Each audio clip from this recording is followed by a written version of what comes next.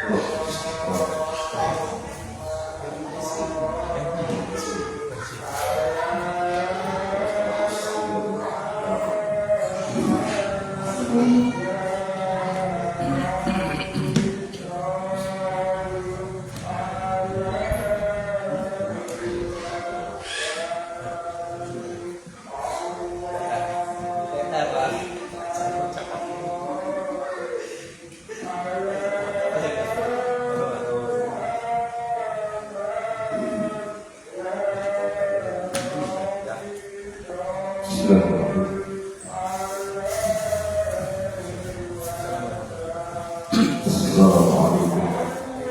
warahmatullahi wabarakatuh.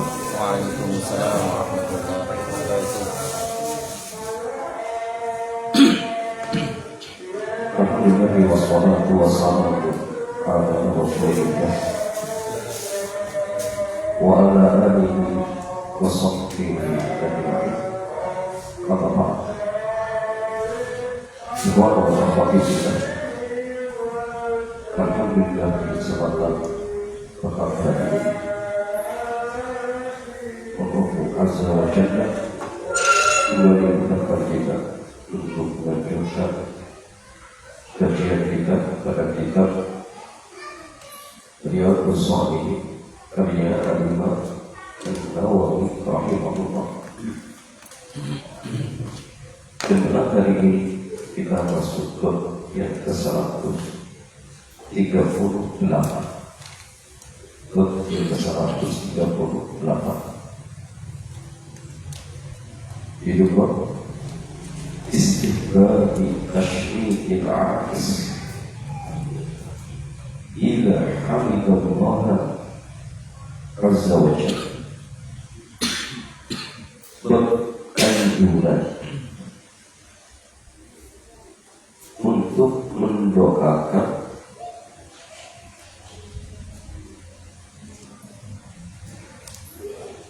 orang yang bersih ketika dia memuji Allah.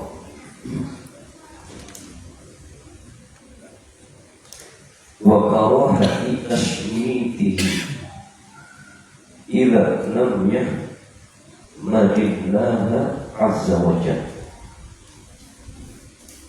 Dan makruh untuk mendoakan orang yang bersih ketika tidak memuji Allah Azza wa Jalla. Wa bayanu adabi tashmih wal 'utasi wat tadaqquq, serta penjelasan tentang adab-adab dalam mendoakan orang yang bersih dan orang yang menguat dan orang yang menguat. Jadi misalnya Al-Imam An-Nawawi di bab ini beliau membawakan 7 hadis. Di hadis yang pertama beliau mengatakan kan Abi Hurairah radhiyallahu ta'ala anhu, dari Abu Hurairah radhiyallahu ta'ala anhu, beliau mengatakan anna Nabi sallallahu alaihi wasallam qala, bahwasanya Nabi sallallahu alaihi wasallam beliau bersabda, inna Allaha yuhibbul uhas, sesungguhnya Allah mencintai orang yang bersih. Sesungguhnya Allah mencintai orang yang bersih. Wa yakrahu at-tadaqquq, dan Allah membenci orang yang menguap. Fa idza 'atasa ahadukum wa hamidallaha ta'ala, maka apabila salah seorang di antara kalian bersih dan ia memuji Allah Azza wa Jalla, karena haqqan ala kulli muslim, maka ketika itu wajib bagi setiap muslim sami'ahu yang mendengarnya an yakuna lahu untuk mengucapkan yarhamukallah, semoga Allah memberimu rahmat. Ini ucapan doa. Wa amma tafa'uk, adapun tafa'uk menguap, fa innama huwa minasyaitan, maka ia dari syaitan. Jadi muak itu dari syaitan.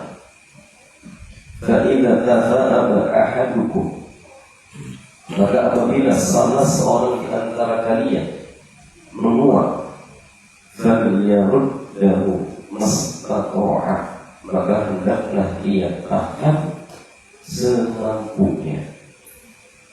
Fa inna ahadakum idza tafa'aba, karena salah seorang di antara kalian ketika menguap, dhahika minhu syaitan, maka syaitan itu tertawa. Syaitan itu tertawa. Ini hadis yang pertama. Hadis yang kedua yang masih dari Abu Hurairah. Wa anhu, dan darinya, jadi domirhu kembali kepada Abu Hurairah. Dari Nabi sallallahu alaihi wasallam, dari Nabi sallallahu alaihi wasallam, beliau bersabda, idza aqsa ahadukum falyaqul alhamdulillah. Apabila salah seorang di antara kalian bersin, maka hendaklah membaca alhamdulillah, segala puji bagi Allah. Wa liyakun lahu akhuhu aw sahibuhu, dan hendaklah saudaranya atau temannya untuk mengucapkan yarhamukallah, yarhamukallah, semoga Allah memberikan rahmat kepadamu. Fa idza qala lahu yarhamukallah, maka apabila temannya mengucapkan yarhamukallah, falyakun, maka hendaklah ia membaca yahdikumullahu wa yuslih balakum, semoga Allah memberikan hidayah kepadamu dan memperbaiki keadaanmu. Rawahu Bukhari. Hadis ini diriwayatkan oleh Imam Bukhari. Hadis yang ketiga, ini masih sama.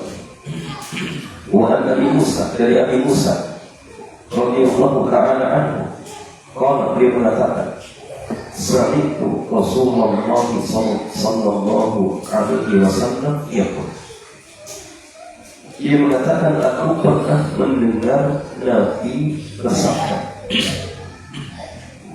idza aqsa ahadukum, apabila salah seorang di antara kalian bersin, fahamidallaha, kemudian ia mengucapkan alhamdulillah, memuji Allah, fasyabbihuhu, maka hendaklah kalian mendoakannya dengan mengucapkan yarhamukallah. Fa in lam yahtadillah, tetapi jika dia tidak memuji Allah, dia bersih tapi dia, fama tusyammituhu, maka jangan kalian doakan, jangan kalian doakan. Rawahu Muslim. Hadis ini bahwasanya diriwayatkan oleh Al-Imam Muslim.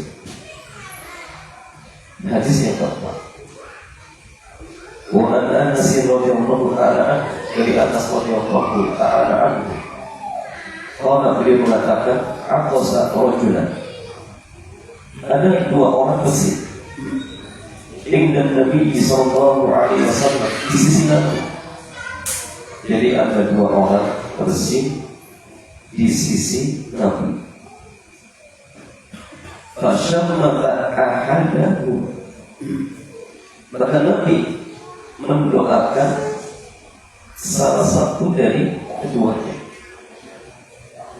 Walam yushammitil akhara, dan Nabi tidak mendoakan yang satunya. Faqala alladhi lam yushammithu, maka sahabat yang tidak didoakan oleh Nabi, dia mengatakan, atau safuna fasyammatahu, wahai Nabi, si fulan tadi bersih, Anda mendoakan. Wa atasu falam tusyammithni, tapi ketika saya bersih, kok Anda tidak mendoakanku? Maka kemudian beliau bersabda, hada hamidallah, ini tadi memuji Allah. Wa innaka lam tahmadillah, sedangkan kamu tidak memuji Allah, tidak membaca alhamdulillah. Nah, sehingga ini juga dalilnya bahwa ketika seseorang bersih kemudian tidak membaca alhamdulillah, maka tidak disyariatkan untuk mendoakan. Bahkan Imam Nawawi mengatakan makruh, tidak boleh, dibenci. Kemudian yang masalahnya hadis yang berikutnya, hadis ini masih muttafaqun alaih, disepakati oleh Imam Bukhari dan Muslim. Hadis yang berikutnya, wa an Abi Hurairah, dan dari Abi Hurairah radhiyallahu ta'ala anhu, qala, dia mengatakan, kana Rasulullah sallallahu alaihi wasallam idza atasa wada'a yadahu aw thawbahu ala fihi. Dulu Rasulullah ketika beliau bersin, maka beliau meletakkan tangannya atau kainnya di mulut. Berkhafadu atau guddo, dan beliau memenangkan suaranya. Jadi tidak ketika bersin kemudian dilepas, tapi diusahakan untuk menang.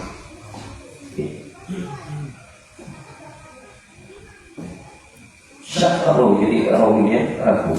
Wa khafatu au qudru, apa dengan lafaz khafatu atau dengan lafaz qudru. Kemudian yang masalahnya hadis yang berikutnya, wa an Nabi Musa radhiyallahu ta'ala anhu, dan dari Abi Musa radhiyallahu ta'ala anhu, beliau mengatakan, kana al-yahud yata'aqasuna inda Rasulillah. Dulu ada orang-orang Yahudi, mereka bersin di sisi Nabi. Yarjuna an yakuna lahum yarhamuhumullah, dan mereka berharap Nabi mendoakan mereka. Fayaqul, tapi ternyata Nabi beliau mengucapkan yahdikumullahu wa yuslih balakum. Nabi tidak mengucapkan yarhamukallah, tetapi Nabi membaca yahdikumullah wa yuslih balakum. Dan ini juga nanti isyarat bahwa yang dibolehkan doa untuk orang-orang kafir itu adalah doa hidayah, dan itu sepakat. Adapun doa rahmat ketika dia masih hidup, silakan dapat. Ada sebagian ulama yang mengatakan kalau doa rahmat dan dia masih hidup pun, tapi kalau sudah meninggal, sudah mati, maka hukumnya haram. Kenapa jamaah? Karena orang kafir mereka kekal di dalam neraka. Sehingga ketika seseorang mendoakan dengan rahmat, berarti dia mendoakan orang kafir agar masuk surga. Dan itu tidak mungkin. Dan itu tidak mungkin. Kemudian masalah hadis yang terakhir. Wa Abi Sa'id Al-Khudri. Dari Abu Sa'id Al-Khudri radhiyallahu anhu, dia mengatakan,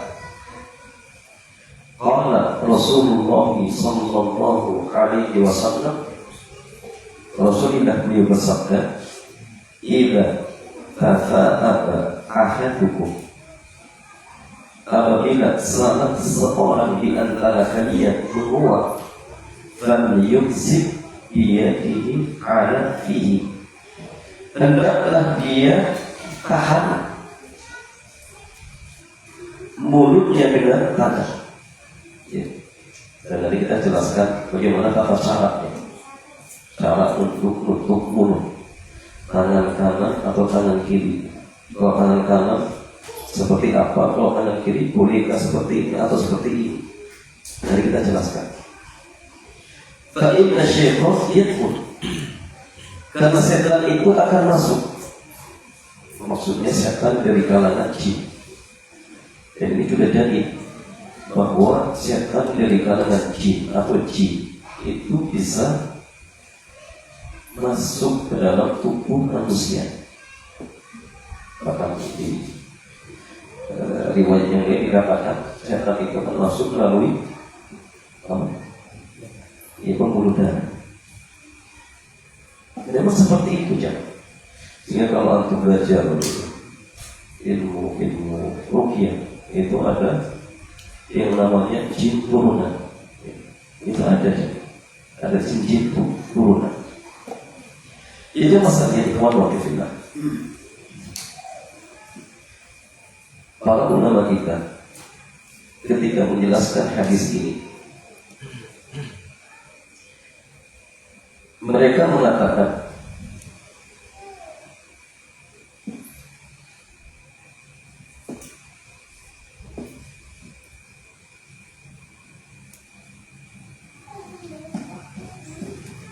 hadis yang pertama dari Abu Hurairah.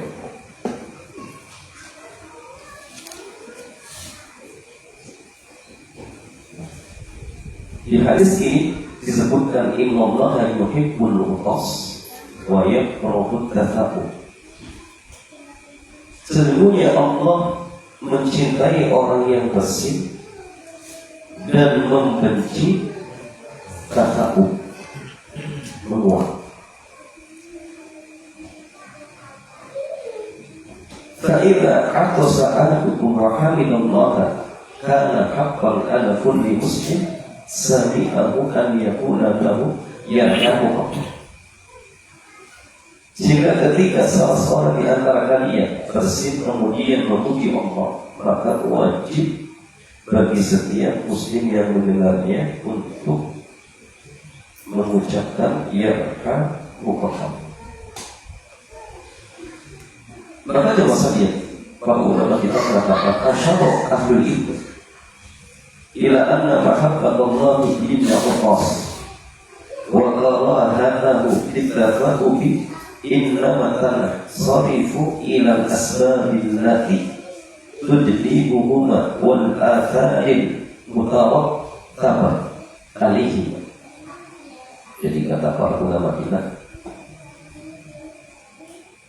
para ahli ilmu mereka mengisyaratkan bahwa cinta Allah terhadap orang yang bersih dan bencinya terhadap orang yang menguap, dan itu sebenarnya berkaitan dengan sebab-sebab yang menimbulkannya dan akibat-akibat yang timbul darinya. Sebenarnya ini ya, bukan dalam artian membenci fisik orangnya, tetapi maksud dalam hadis ini dicintai dalam artian sebab-sebabnya dan akibat-akibatnya. Begitu pula menguap itu yang dibenci adalah sebab-sebab dan dampak-dampak buruknya. Itu maksudnya. Al-ukhasu yadullu fil ghalibi ala khifatil badani wa nashadihi wal fitahil masani wassadan wa safa'il quwa al-idrakiyah mimma yu'inu ala ta'ati wal ibadah. Karena besi itu biasanya menunjukkan ringannya badan. Orang besi itu menunjukkan bahwa badannya itu apa? Ringan. Coba kalau antum ketika mungkin panasnya sangat bening, kemudian bersinnya, maka seketika itu pun badan kita merasa ringan. Karena memang mesin itu seperti beban,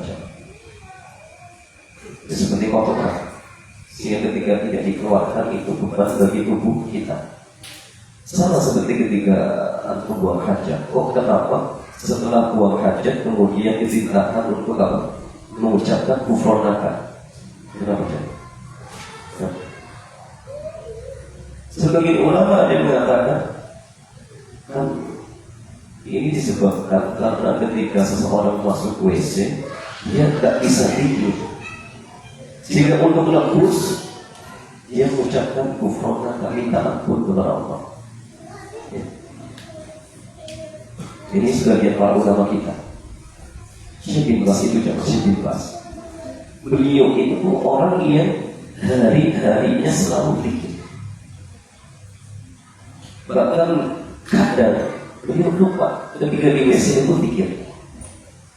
Makanya Syekh bin Baz itu ketika masuk WC beliau gigit kain. Agar apa coba? Agar tidak keliru. Ya. Di WC kemudian apa? Pikir, karena sering pikirnya. Itu Syekh bin Baz. Dan kalau kita buru-buru ya, di WC pun tidak mau pikir. Ya. Tapi sebagian ulama yang ada yang mengatakan karena ketika seseorang buang hajat maka badannya terasa ringan, sehingga tatkala itu dia sadar bahwa dosa itu yang mirip seperti kotoran. Ketika belum dikeluarkan itu beban bagi tubuh kita, sehingga akhirnya dia teringat bahwa dirinya banyak dosa, dan dosa itu bisa dihapus dengan taubat dan istighfar. Maka disyariatkan untuk apa? Istighfar, kufron, bukan alhamdulillah, alhamdulillah sudah diakui, bukan, tapi kufron, karena dia ketika itu teringat bahwa dosa itu beban, seperti kotoran. Dan itu beban. Sebelum dikeluarkan, tubuh kita terasa tidak nyaman, berat seperti itu. Maka mesin pun sama, mesin pun sama. Ketika keluar, badan kita akan merasa ringan, Kemudian semangat, terbukanya pori-pori dan keselarasan tubuh.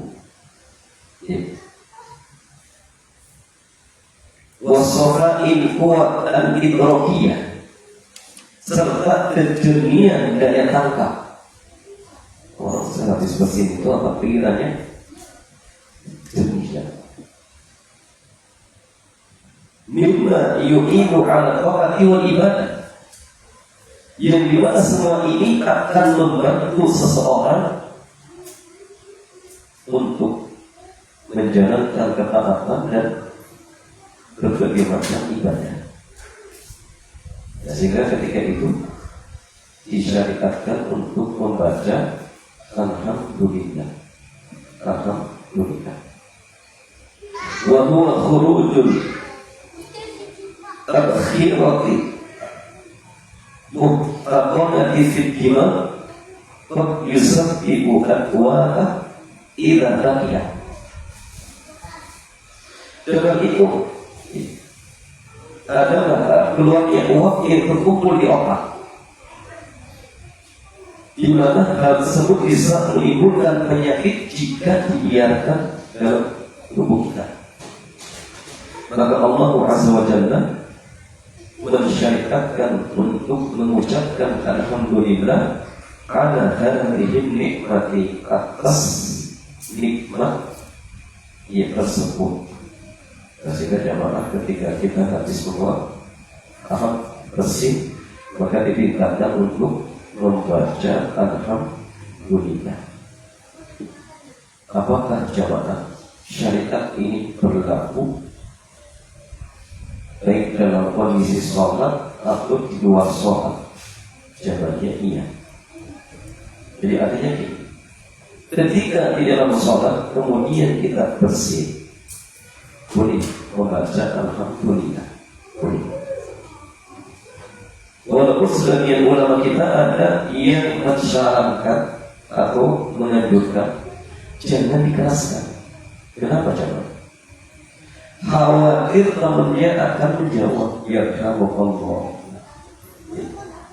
Karena kalau temannya misalkan dia menjawab dengan mengucapkan yarhamukallah, maka ucapan ini jemaah bisa membatalkan sholat. Kenapa? Karena Nabi mengatakan inna hadhihi sholat la tasluhu fihi kalamun nas. Sebenarnya sholat ini tidak sah kalau di dalamnya ada ucapan-ucapan manusia. Jadi yarhamukallah itu ucapan manusia. Kenapa? Yarhamukallah ini doa. Dan doa di sini menggunakan kata ganti orang yang kedua, mukhatab. Yarhamuka, semoga Allah merahmatimu. Sehingga ini seperti pembicaraan, sehingga bisa membatalkan sholat. Makanya yang bersih cukup baca terang ketika sholat. Tapi ketika di luar sholat disyariatkan untuk dikeraskan. Agar apa? Agar banyak orang yang mendengar sehingga mereka akan mendoakannya. Ini harapannya seperti itu. Tapi kalau tadi ketika sholat ya jangan. Kenapa? Khawatir temannya akan menjawab. Karena doa dengan kata ganti domir mukhatab itu hanya dibolehkan kalau diarahkan kepada Allah. Ya Allah anta rabbi innaka ghafurur rahim, itu boleh. Tapi kalau domir ini kembali kepada manusia atau kembali kepada jin, tidak boleh. Jadi bolehnya hanya kepada Allah. Kalau sesama kita boleh, tetapi dengan kata ganti ketiga, Allahumma firlahu warhamhu wa'afihi wa'fu anhu, boleh. Allahumma firlahu warhamhu, boleh. Atau dengan domir mutakallim, boleh. Rabbi firli, boleh. Ya Allah ampuni diri, boleh, tidak masalah. Tapi kalau kata ganti yang kedua hanya dibolehkan diarahkan kepada Allah Azza wa Jalla. Namanya masalah ini harus sunnah. Adapun kata menguap, ya dulu qaliban ala thiqalil badani, maka biasanya menunjukkan berlapaknya badan. Wantila'il batni, dan perut yang kenyang. Wal kasali, apa itu? Malas. Wal futur, lesu. Wal tarahi, lemah. Wal nu'as, ngantuk.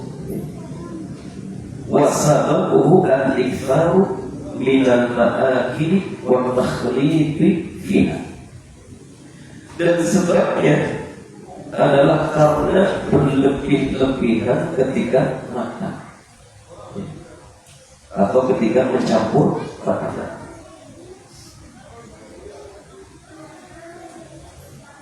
Wa hada yuthbitu anna nasyad fi ta'ati wa yujibul ghaflah. Sehingga hal ini bisa menurunkan semangat beribadah dan menimbulkan kelalaian. Sehingga jamaah ketika menguap itu satu tidak disyariatkan untuk mengucapkan alhamdulillah, tidak. Bahkan suruh ditahan semampunya. Bagaimana caranya jamaah saja? Nah, kita bacakan kepada. Kalau dalam artian tidak perlu bantuan tangan, cukup dengan mulut. Tapi kalau tidak bisa, boleh dengan tangan. Boleh. Ya. Boleh dalam artian bagian dalam atau bagian luar. Boleh juga dengan tangan kiri. Cuma para ulama kita, mereka ada yang memperinci. Kalau mau ditutup dengan tangan kiri, maka dengan bagian luar. Kenapa jamaah? Karena tangan kiri itu biasanya digunakan untuk menyentuh hal-hal yang kotor. Sehingga kalau kemudian ditutup pakai bagian dalam, pada mulut itu bagian yang mulia, itu digunakan untuk baca Quran, untuk zikir dan sebagainya.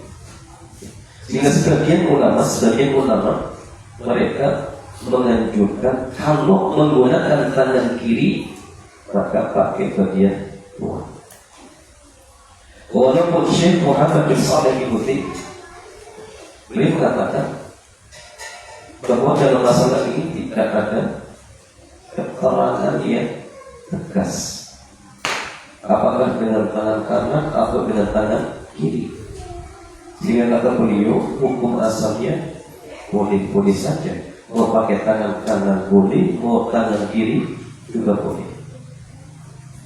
Mau pakai bagian dalam boleh, mau bagian luar boleh. Ini pendapat Syekh Muhammad bin Shalih Al-Utsaimin. Alasannya karena memang tidak ada dalil secara khusus yang menjelaskan tentang tata cara ini. Ada sebagian ulama mereka hujahnya kias. Ya, seperti tadi ya, kalau tangan kiri hendaklah pakai bagian luar, karena tangan kiri biasa dipakai untuk hal-hal yang tidak baik. Dalilnya ada. Ibunda Aisyah pernah mengatakan, karena Nabi Sallallahu Alaihi Wasallam yujibuhun tayammum. Jadi Nabi itu suka mendahulukan bagian yang kanan.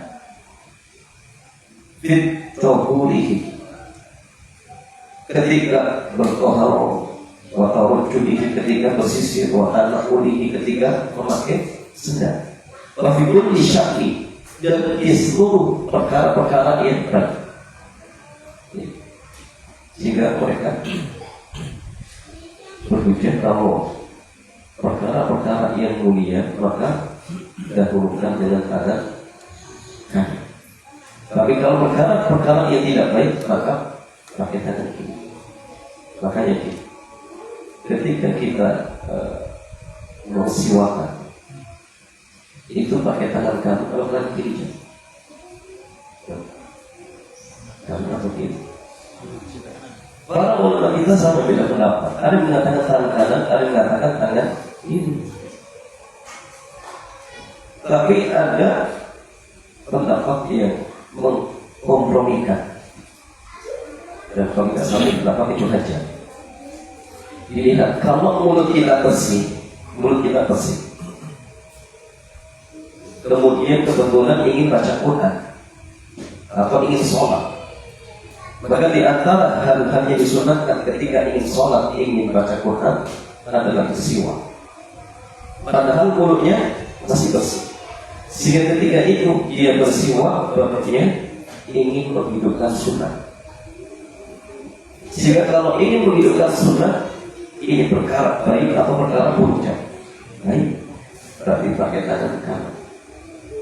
Tapi kalau misalkan kita sehabis makan jengkol, petai, misal, kemudian butuh bersiwak, berarti ini babnya membersihkan kotoran atau menghidupkan apa ya?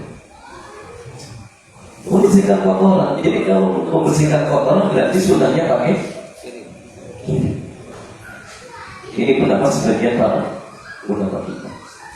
Ya sama seperti ketika pakai jamu itu di kanan atau di kiri, dihiaskan dengan pakai cincin. Ya. Maka Habib Hajar mengatakan kalau tujuannya untuk berhias pakai tangan kanan. Tapi kalau tujuannya untuk kebutuhan pakai tangan kiri.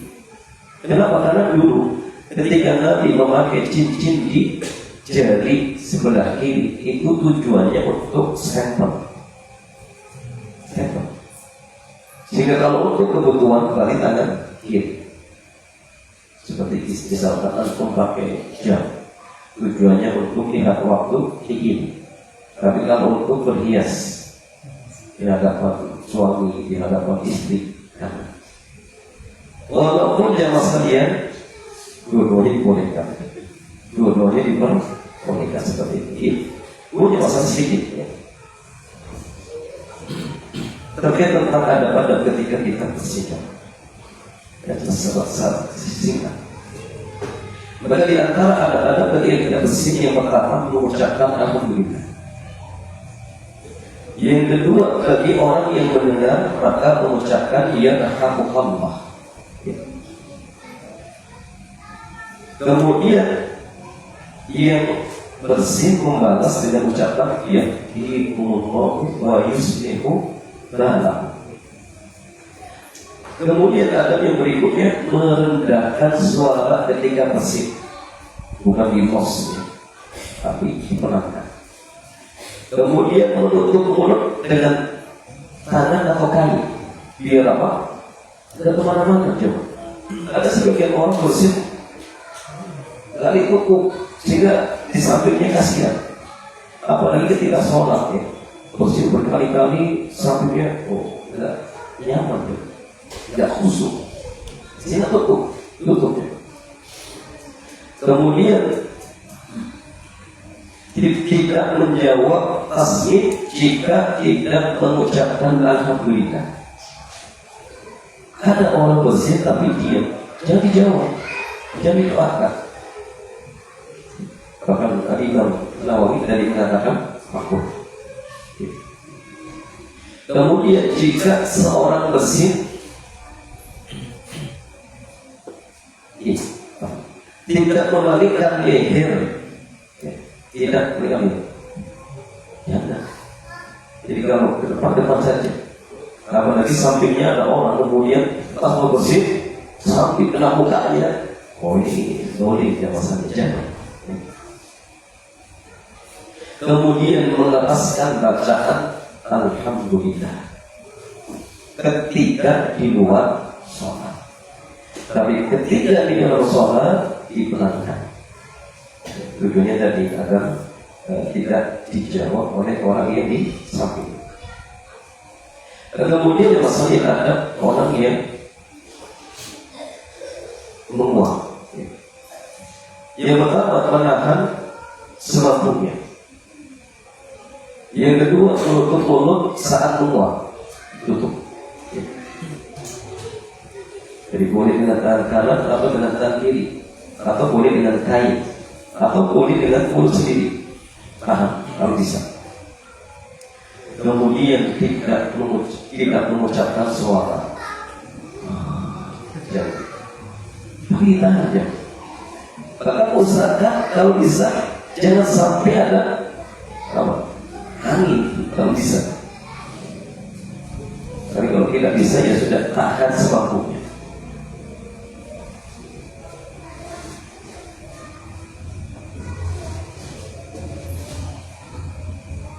Dan kemudian memang ketika menguap pas sholat tetap ya mulut ditahan, ditutup.